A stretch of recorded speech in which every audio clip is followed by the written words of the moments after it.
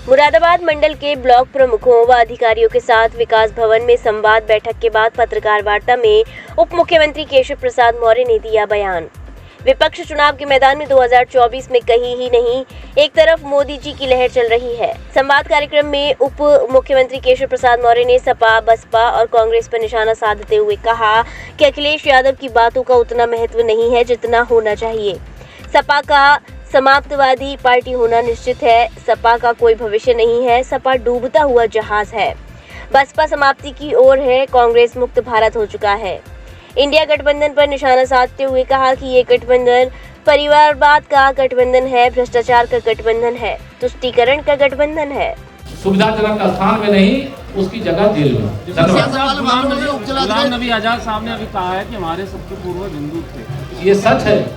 वो भूतपूर्व हिंदू हैं, हम लोग अभूतपूर्व हिंदू हैं। बस अंतर इतना है क्योंकि हमारे पुरखे जो है इस्लामी आक्रमण का सामना किए, संकट सहे, लेकिन हिंदू धर्म नहीं छोड़े।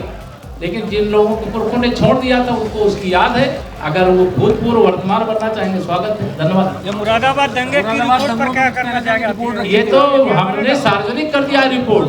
इसीलिए तो मेरे प्रधानमंत्री जी का आह्वान देश को है कि तुष्टीकरण भारत छोड़ो। दंगा तुष्टीकरण के कारण होता है, भ्रष्टाचार परिवारवाद के कारण होता है। क्या चुनाव, इसलिए भ्रष्टाचार से मुक्ति के लिए परिवारवाद की राजनीति से मुक्ति जरूरी है। चुनाव में 2024 में यूपी की 80 सीटें जीतेंगे और पूरा मुरादाबाद मंडल कमल के फूल से खिला हुआ दिखाई देगा। आप विश्वास करें।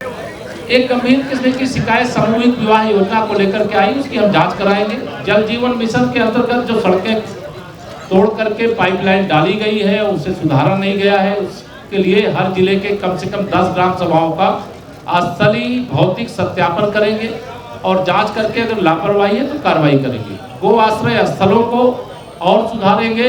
हमारी सरकार का फैसला है कि हम गौवंश का कत्ल करने वाला कत्लखाना नहीं, बल्कि गौशाला बनाने का काम, गौ आश्रय स्थल बनाने का काम करेंगे और वहाँ पे गौवंश को लोग अपनी स्वेच्छा से पहुँचाने का काम करें और वहाँ के रख रखाव व्यवस्था सरकार ने जो व्यवस्था बनाई उसके माध्यम से। धन्यवाद। भाजपा गठबंधन के नाम से डर गई है।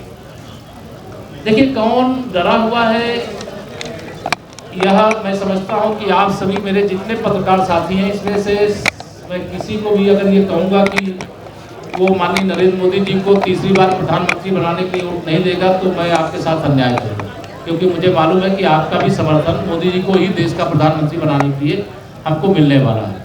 तो आप इसका स्वयं अपने से सोचिएगा। उत्तर में नहीं चाहता आपसे, आप मुझसे जरूर उत्तर चाहते हैं। विपक्ष चुनाव के मैदान में 2024 में कहीं है ही नहीं। एक तरफा माननीय मोदी जी की लहर चल रही है। मैं पूरे विश्वास से कह सकता हूं 24 घंटे 24 कैरेट 24 की तैयारी है। पूरा भारत मोदीमय है।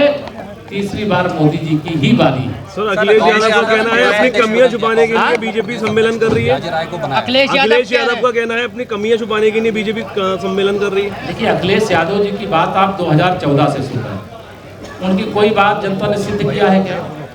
2014 हारे, 2017 हारे, 2019 हारे, 2022 हारे। इसलिए उनकी बातों का उतना महत्व नहीं है जितना महत्व होना चाहिए।